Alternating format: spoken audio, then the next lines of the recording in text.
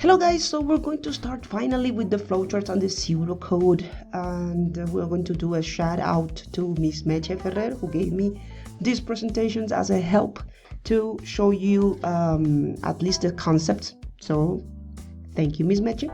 We're gonna go through these with again a computer system. Now remember that this year we talked a lot about computer systems. We talked about hardware, we talked about data, we talked about software, you talked about users and how we connect and understand computers. And there is no way to escape the word logic, right? We cannot explain or we cannot understand a computer or whatever happened with computer systems if we don't follow logic, something in order, something that is completely divided into specific instructions and that makes sense for a computer. And for that, we have to cover a lot of things. But now we have reached the point we can understand the part of an algorithm. And we have to understand that algorithm is what actually sets up the steps to complete the tasks that computer have to follow. And so this is usually shown as a flowchart or pseudocode. So people who actually work with programming or works creating or works understanding what they do, they have to understand that algorithms are a very big part of this. So we have to understand that in order to make this happen, we have to make this logic and clear and divided into systems and subsystems in order to make it work.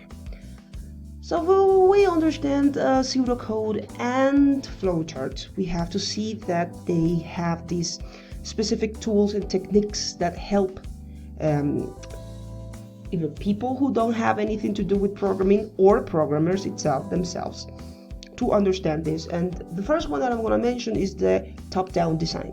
Top-down design is pretty much a very huge part of this because as you can see in flowcharts, you can see that it's pretty much breaking down what happens in the program in a set of subsystems. From top to down, we go step by step understanding everything that happens inside. And for that, we have the structure diagrams, because the structure diagrams are the best way to represent what's going on. Because even when we work on Spanish or English or social studies, when the teacher explained or asked us as a homework to create a concept map, that's pretty much something that is going to help anybody to see what's going on. And we put a big concept on top, and then we use different kind of connectors and different kind of symbols to divide the concept and connect it with others. So it's a very logical way to understand what happens in somewhere, right? It doesn't matter where. So these kind of structures are helping us because as a diagram, it's visually very simple to understand. And flowcharts are basically that, because flowcharts are this kind of a structured diagram that help us see step by step what happens. What is the first task, then what happened next, then establishes a question, then establishes 2 ways or 3 ways, or maybe something that is going to happen again and again. So we can understand everything that's going on in an algorithm by diagramming it, if that's a word, and that is easier for us. Now the pseudocode in the other side is a simple method because it doesn't require you to use any specific vocabulary related to programming, but it needs you to use like an English-like vocabulary plus some mathematical operators, and that is going to give us a super general description of what's going to happen there. So saying that, I'm going to go to this part. If we see an algorithm, whether it's a flowchart or it's on pseudocode, we have to test it. We have to see if the person who created this whole program is right or wrong. Because what will happen if I just create something, a plan for something, and we don't test it, right? Again, that has to do with the problem solving process, right? So we create something, we research, and then we plan it, we structure it, so we show it to someone. This is what I think is going to happen if I do this, right? I'm gonna get this. But then it says, how do you know, right? The only way that you know is by testing the data. So in order to determine that, you have to set test data, which is all the items of data required is to work through a solution. So testing needs to be done to prove that the solution works correctly. In order to do this, a set of data should be used together with the results that are expected from the data. And the type of test data used to this is called normal data. This should be used to work through the solution to find an actual result and see if these are the same as expected. So for example, if we have a set of data, we could just think about a couple of numbers randomly, and then we are expecting that those numbers are going to give me a specific number, right? If I use 50 and then I use a 10, I use 20, and then I'm expecting a specific number. That is how it's going to work. And then we have the abnormal test, which is like the rejected part of the solution. And then we have the extreme data in case we have to try something that goes from a range of data. Again, so based on that, we can test if the algorithm works or not. So we're going to go straight into an example. Now here we have an example of a flowchart, right?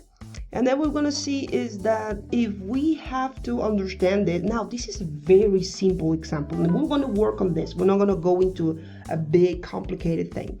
But real quick, we can see that if I see what's going on in this flowchart, I can see that basically we input two numbers, then I decide whether one number is bigger than the other one, and if a number is bigger than the other one, then I print which number is going to be the largest and which number is going to be the largest. I think that's it. And then it's finished, right? Now, real quick, what I do is that I can prove if I just choose two numbers, right? 7 and 18.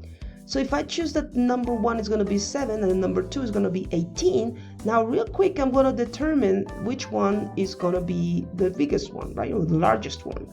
So 7 is bigger than 18. The answer is no. So I'm not going to go this way, so definitely not.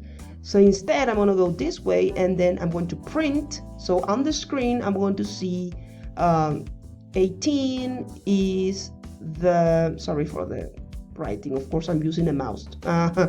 18 is the largest, right? So this is what I'm going to see on the screen, and then the program is going to stop. Not really easily, because I use the data, right, to test it, right? So that's basically what I have to do.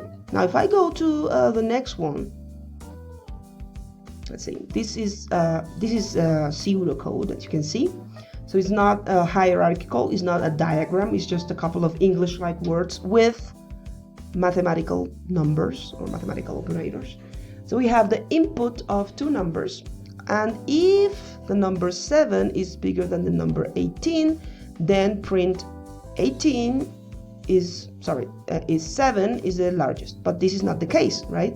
Because 7, the number 1, is not bigger than 18. So no.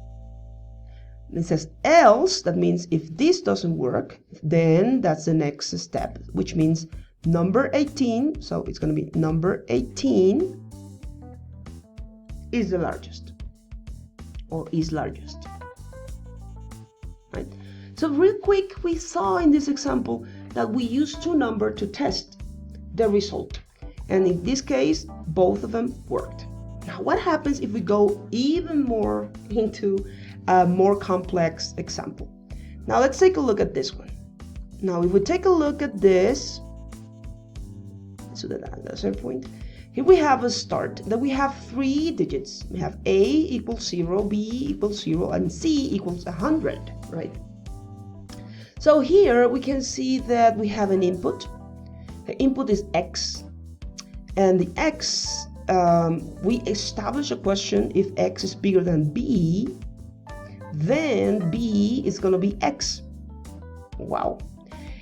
And if not, then x is going to be smaller. Then the question is, if the x is smaller than z, and if the answer is yes, then c is going to receive the value of x. Now this is interesting, right?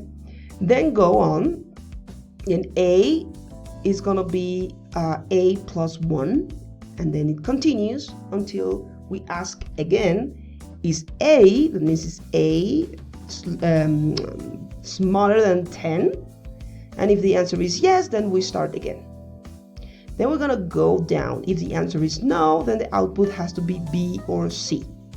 That means 0 or 100, right? So this is a much more complex program, right? And that's why we're going to use what we call trace tables, right? Trace tables. And this is exactly what I see here. Now, it's not going to be something that I invented. Now, first question can be, Miss, what happens if why did you make 1, 2, 3, 4, 5? Could be 6, could be 7. Yeah, definitely. That has a specific reason. So we can see why. Why? Because in this case we have A, B, C, and X, right? And obviously we have an output, which is a solution. So that's why I'm going to put here A, B, C, we have X, and we have the output, right? So now we're ready to establish. Now, why do I put 1, 2, 3, and 4? In this case, my decision of writing 4 is because our test data are going to be 4 numbers. Okay, then because it's just, I'm going to use this test data, right? The test data are going to be, let's say that we're going to use 9, 7, and 3. So 9, 7, and 3.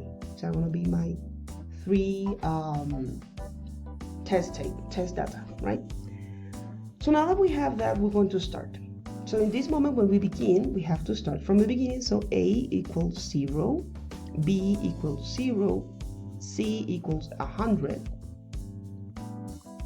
Okay, and then we are going to start from there because this is the initial data.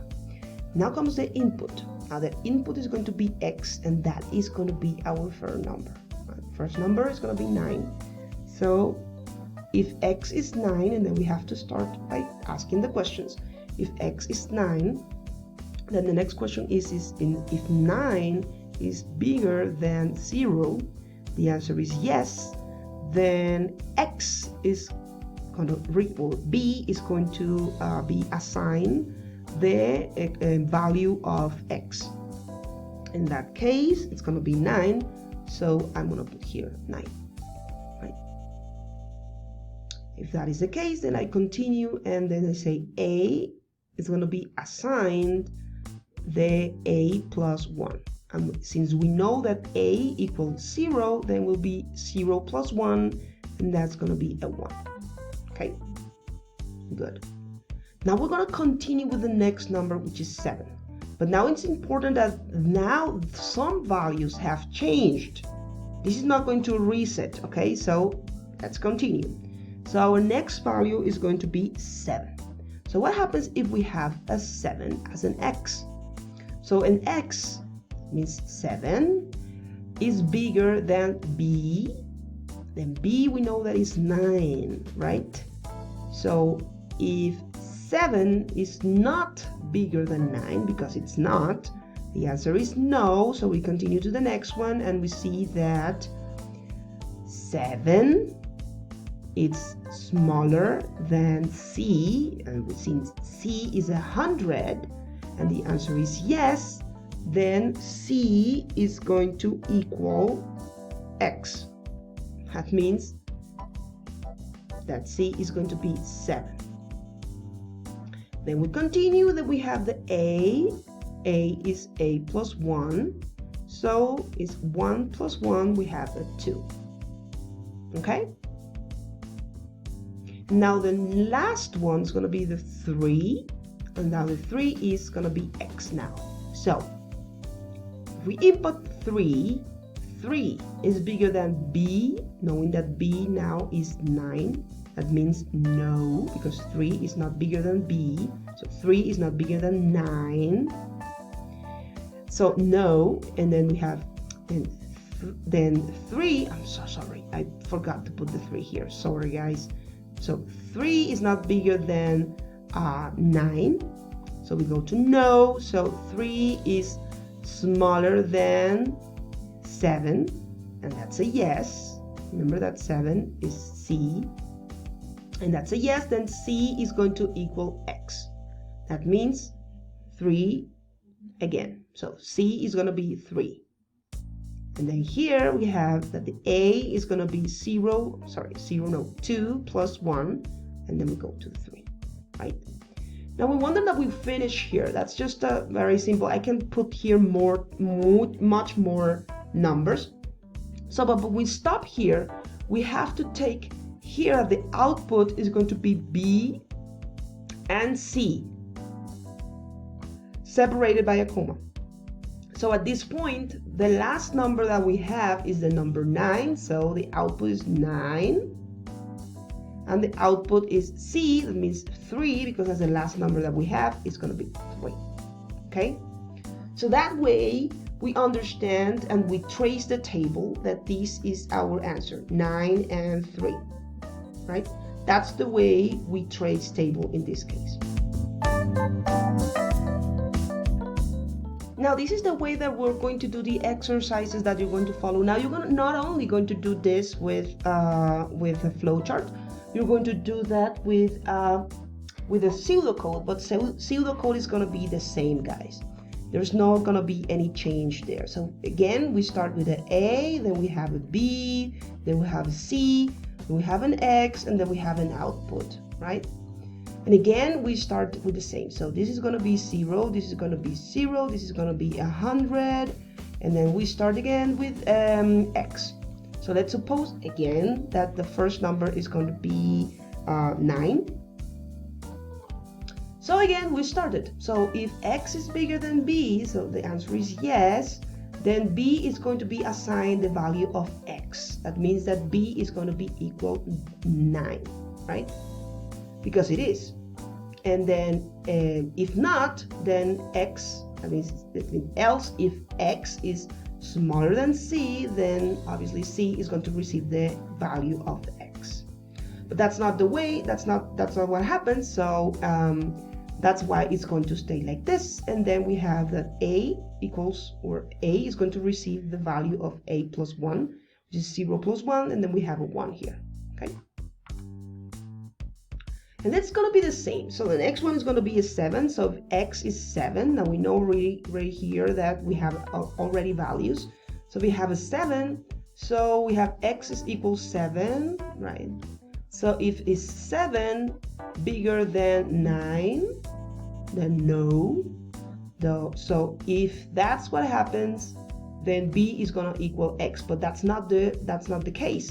So then we change it until X. If X is smaller than C, then C is going to equal X. That means that we have here the 7. And that's how it is, right? So we continue again like this over and over again. And then we have the finish. And let's go on with the number 3, for example. Then we have 3. So now we have a number 3. So if 3 is bigger than B, that means yes or no. The answer is no, definitely. Then we're gonna skip until here. Then we have again the question: if 3 is bigger than B, that is 9, that which is no, right? The answer is no. So we have to switch until here. So the question is if X, I mean if 3 is smaller than C, and the answer is yes because it's equals 7, then C is going to receive the value of X. That means 3, right? Then again, A plus 1, so we have it, sorry, I forgot to put here 2, and then we have a 3 here. And that's it, right? Again, we have the top number. The answer is B and C, so we have to go with 9, 3. That's the answer of how we check the trace. It's the same thing, and it gives us the same answer, which means that we are okay until then. And that's what you're going to do in the practice today. You're going to do the same thing in the exercises that you find in your notebook. So good luck, guys. See you by the end of the class.